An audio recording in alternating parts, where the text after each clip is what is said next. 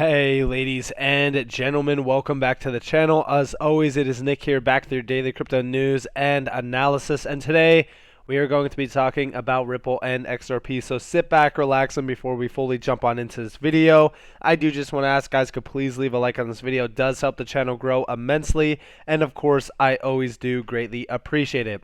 Now overall, today we are going to be talking about the entire crypto market, but I want to talk about it in this sense on market cap. So again, I always hear the idea on everyone kind of making the assumption that XRP can go to a certain amount of dollars because of circulating supply with market cap, and I think that that is a very illogical way to look at it.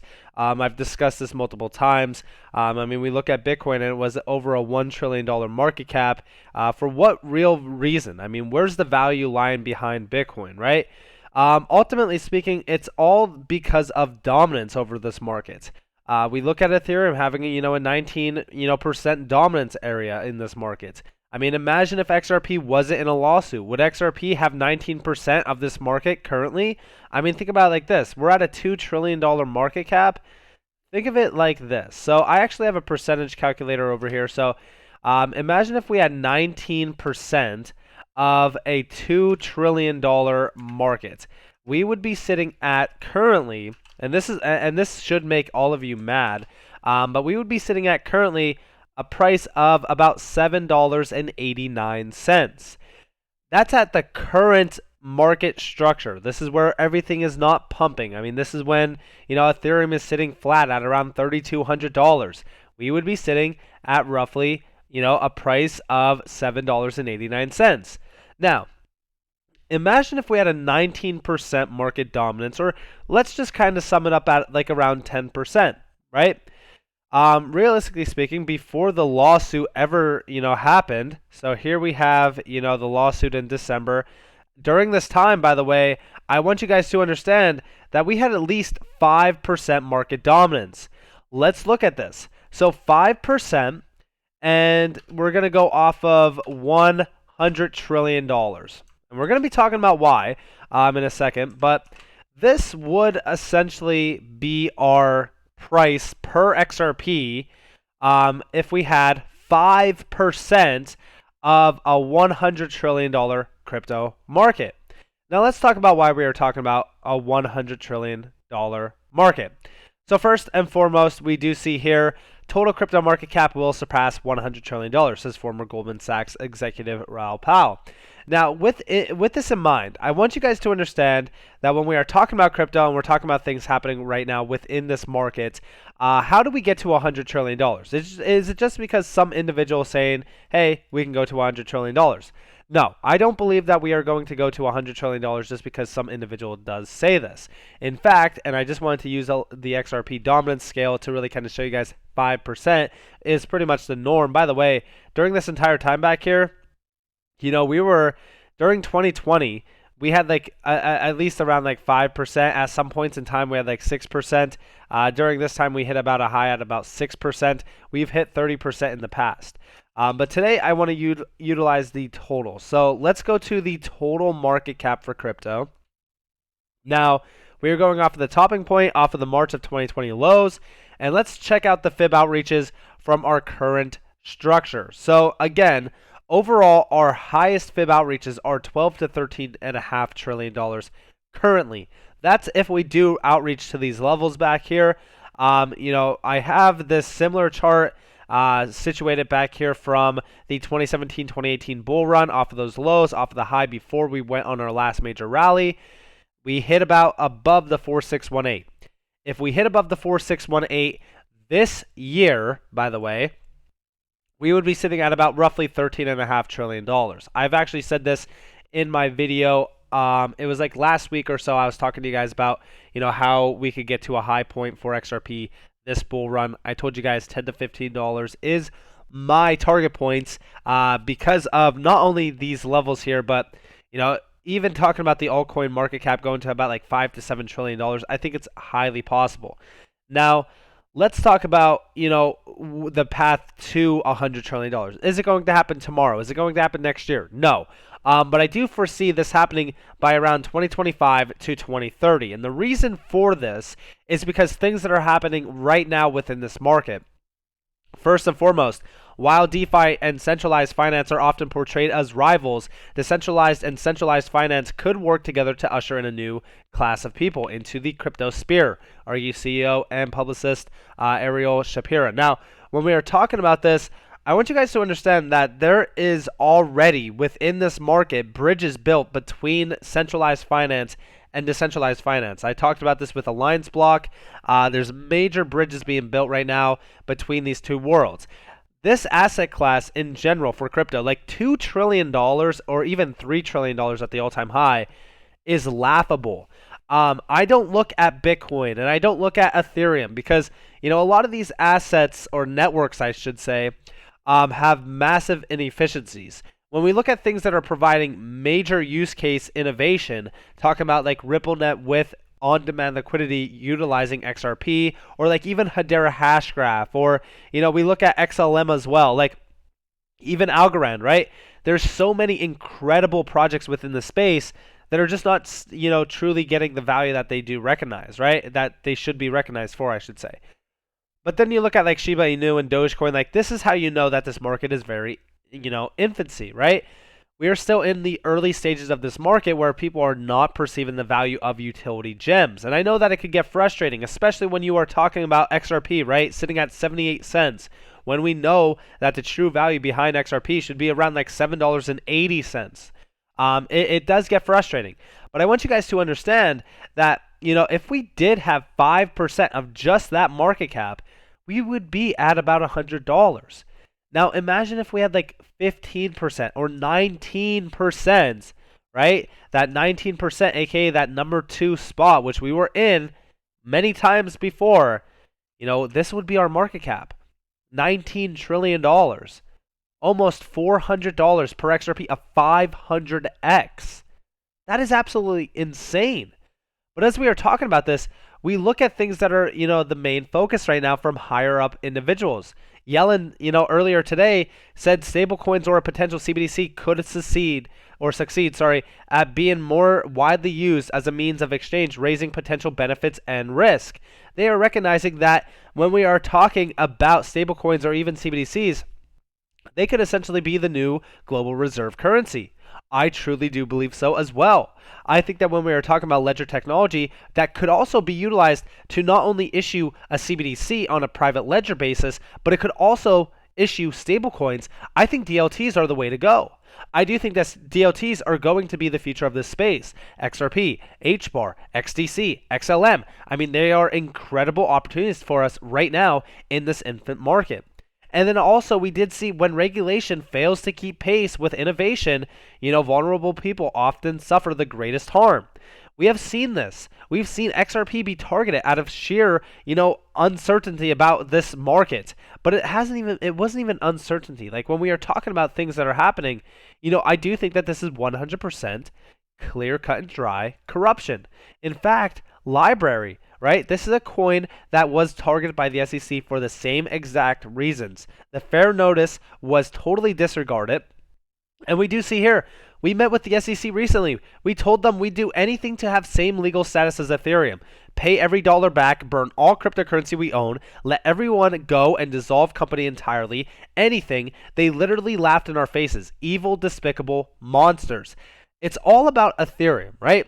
Because I talked to you guys about money flows in this market, right? Like XRP have a $19 trillion 19% dominance over this market, right? That is significant. But when you look at things, right, like when you compare and contrast XRP, so let's go back to the start of the lawsuit. So again, here you guys have 2020. So this is basically the start of 2020 back here.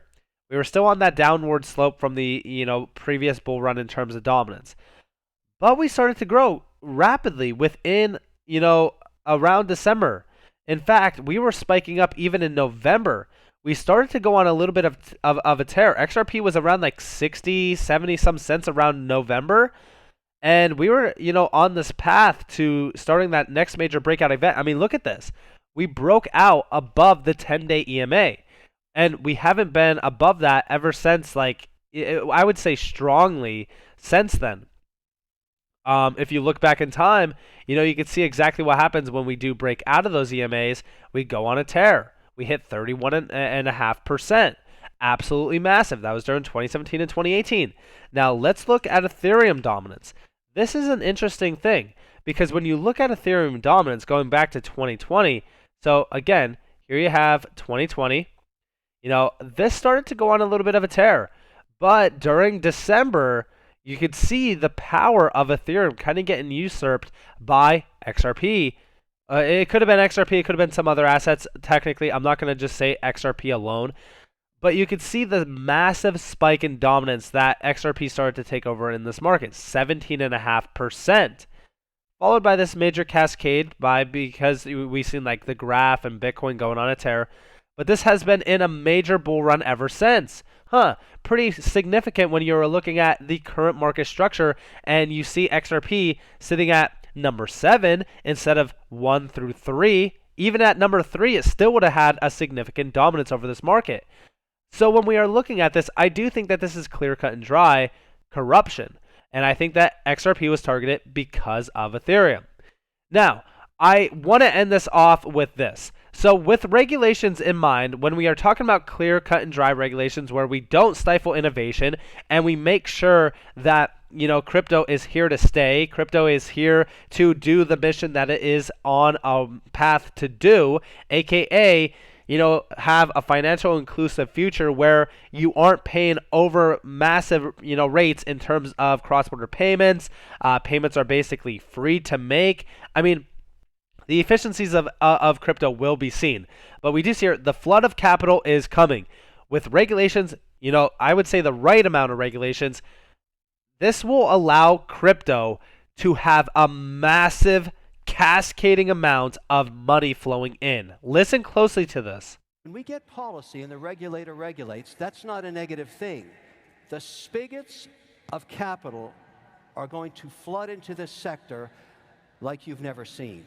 And so for those of us that can invest in it now, you're getting ahead of what's going to be a huge wave of interest when policy occurs.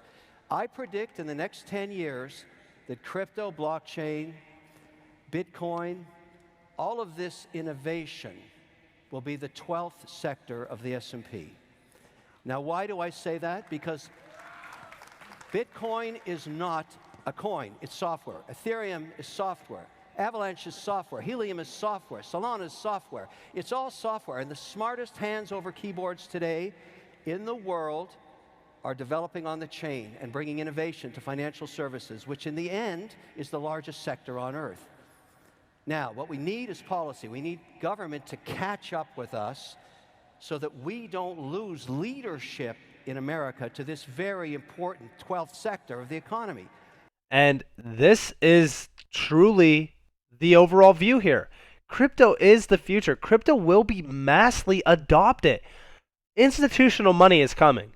Massive amounts of flows of it as well. I mean, institutional investors could easily push this to $100 trillion plus. Okay? Think about it logically. All right? When we do see XRP get clarity, which I've said it time and time again, XRP is here to stay. XRP will have clarity. XRP will win this lawsuit. The fair notice was totally disregarded. It was totally thrown out the window. XRP will win. When we see that happen, okay, and we see a repeat of 2017 and 2018, now I don't know how high we will go in terms of dominance, but if we see a repeat of this time where XRP went as high as 30.40 or 31.44% in the market dominance, and we have a market cap of $13 trillion at the end of this, even $10 trillion, right? Let's go off of $10 trillion. And we have 30% of that.